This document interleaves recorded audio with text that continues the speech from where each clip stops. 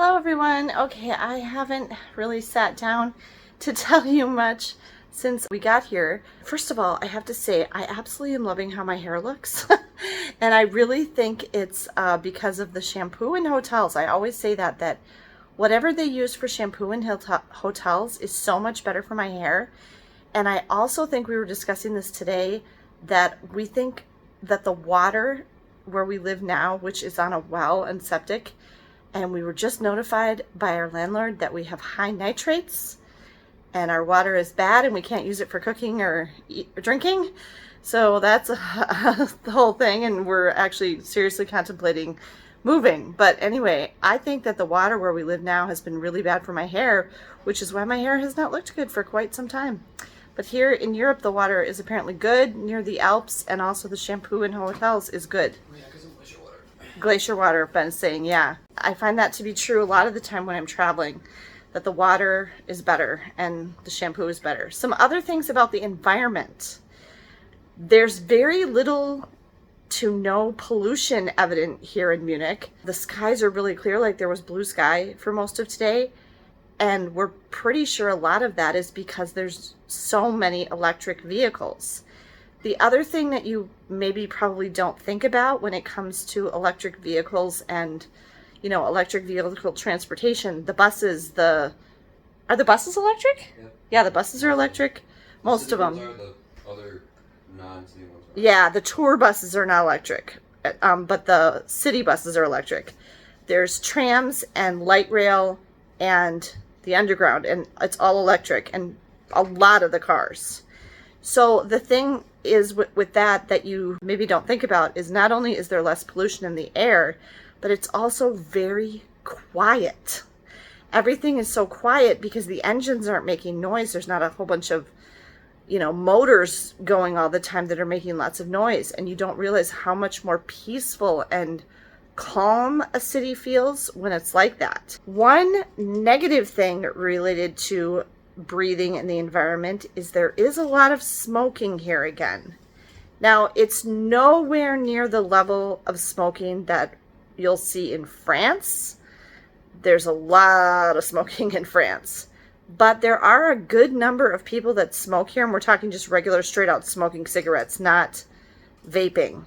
No, I've seen quite a bit of vapors too. Yeah, there are vapors too, but I'm saying there's a lot of smoking. Yeah.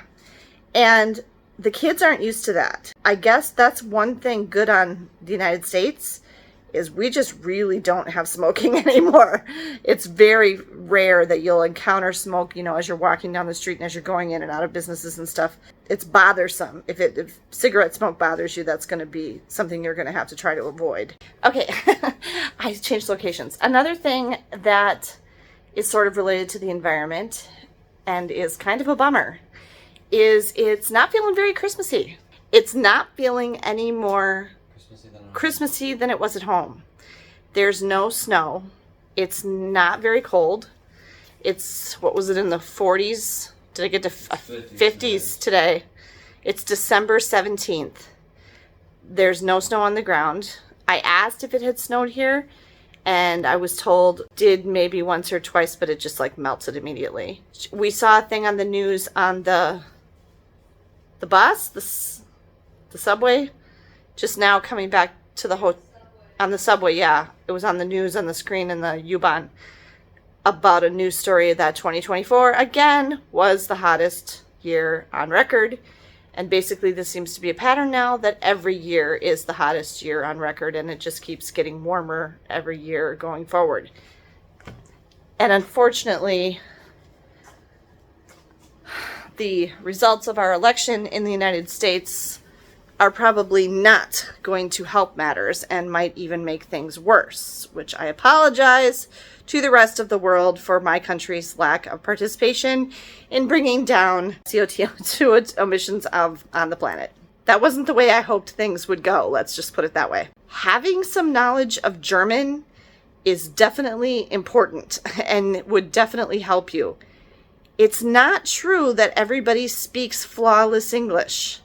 You will run into people that you as a tourist or a traveler or a visitor will encounter. The toilet maid that I ran into, the bus driver that I went to ask a question with. So even someone like that, that's a public-facing job, she didn't speak any English at all. I asked him in German if he spoke English, sprechen Sie English? And he said Liebe, which is just a little bit. And he couldn't answer me in English. So you need to be prepared that there's a good number of people who actually don't speak English. So it would definitely help you to be able to speak some basic phrases in German. Please, thank you, where is, wo ist, danke, bitte, wo ist die Toiletten? Where's the bathroom, the toilets? Things like, to the right, rechts, links, right, left, things like that, just basic phrases in German. And kind of basic things like Straße is street. You'll see these big long words with a big long name and Straße at the end, that's the name, and then street. Platz is space, so place, a plaza, a square, which are common words that you'll see in a German city. You're going to want to know some of these basic things when you come here, just for directions and wayfinding. Zug is train, U-Bahn is the subway, bus is still bus. Flug is, flight, like the airport. The Bahnhof, train station. You need to know these kind of words. If you don't, you're going to have trouble finding things. Lots of signage is only in German, which I was kind of showing you when we were at the church earlier. You might have trouble. You don't want to have to sit there trying to figure out how to translate something on an app or something all the time. It would help you to know some basic vocabulary so that you can read some signs and at least get the gist. And then another thing, just reiterating, the public transportation is very efficient, very fast, clean. I think this is the nicest subway system we've ever seen. Really fast, efficient, clean, nice. The stations are great. Really good. But figuring out the ticketing for public transportation in Germany is tricky. And when you ask people, they don't really know they don't know. And there's nobody in the stations to ask. I have yet to see any kind of transportation worker. Have you? No. Anywhere. There's no, anybody in a booth. There's the booth that's at our station here at Nordfriedhof, near a hotel, is, closed. Every time we've gone through, it's closed. There's nobody in there. There's nobody working in the station at all. And I haven't seen any kind of worker in any station. So, there's nobody to ask. So you're basically dependent on figuring it out for yourself on the kiosks and hoping you have the right thing. It's an honor system, which I do really like. Both here and in Switzerland, the public transportation, we only used buses in Switzerland, but it's an honor system. You just get on and off. You don't have to put a ticket in anything.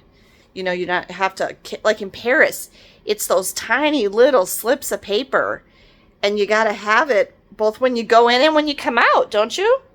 Yeah. And if you lose that thing, oh crap, you can't get out of there.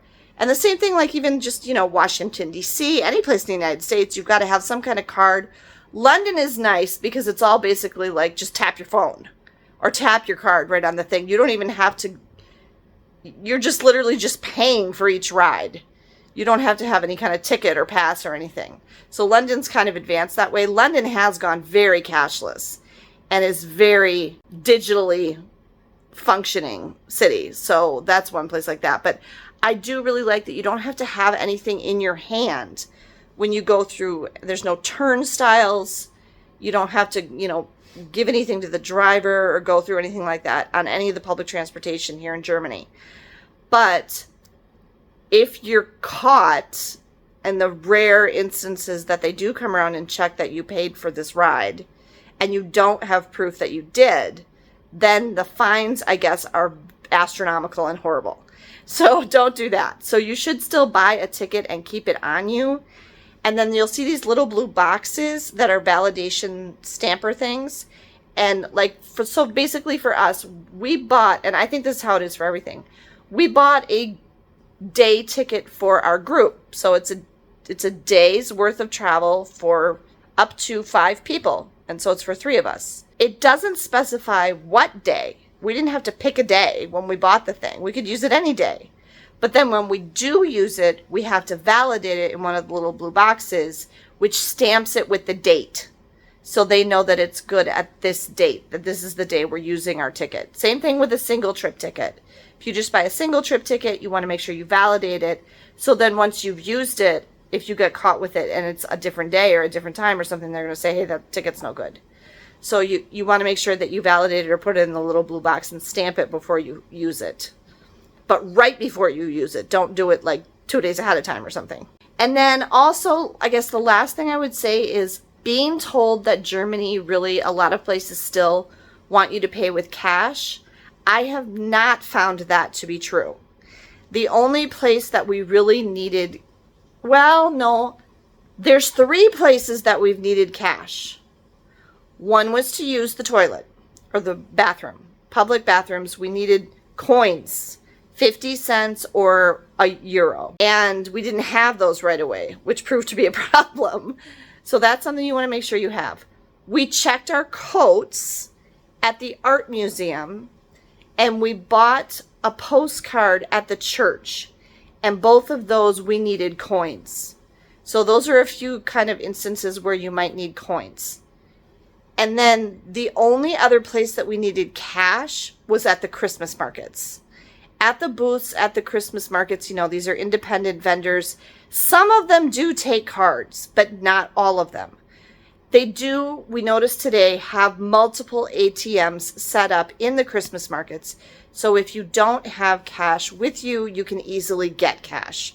So I actually feel like, except for the making sure we always have coins, like just a few euros and 50 cents in change and coins, I don't think I'm going to get any more cash unless we're specifically going to a Christmas market, and then I'll just get it at the ATM right there because I haven't needed it anyplace else. Every place else I've needed my card.